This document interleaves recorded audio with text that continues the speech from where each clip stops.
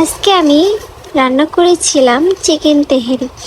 বাড়িতে থাকা অল্প কিছু উপকরণ দিয়ে আমি এই তেহেরিটা রান্না করে নিয়েছি। 1 কাপের মতো তেল এবং 1 কাপের মতো পেঁয়াজ কুচি নিয়েছি। হাফ কেজির মতো মুরগির মাংস, যেটা আমি কেটে ধুয়ে পরিষ্কার করে রেখে দিয়েছি। এখানে নিয়েছি 8-10টার মতো কাঁচামরিচ, আদা রসুনের পেস্ট এবং গরম মশলা, লবঙ্গ ও জিরা পেস্ট।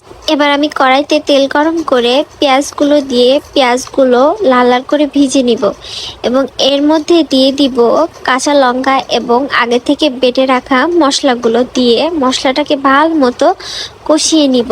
এবার আমি দিয়ে দিব 1 টেবিল স্পুন মরিচের গুঁড়া, 1 টেবিল স্পুন লবণ এবং 1 প্যাকেট টমেটো সস দিয়ে মশলাটাকে আবার ভালো মতো নেড়েচেড়ে কষিয়ে নিব।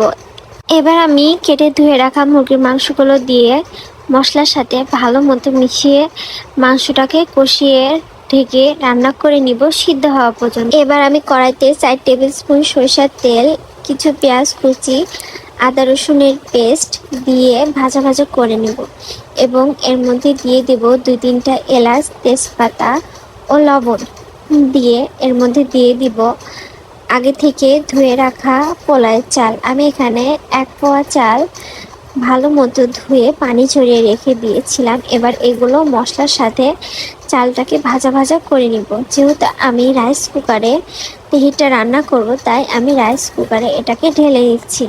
মাংস এবং চালটাকে ভালো মতো মিশিয়ে নিব এবং দিয়ে দিব 2 কাপের মতো দুধ দিয়ে আমি এটাকে রাইস কুকারে বসিয়ে দিব। রাইস কুকারে তেহেরিটা রান্না হতে 20 মিনিটের মতো সময় লেগেছিল।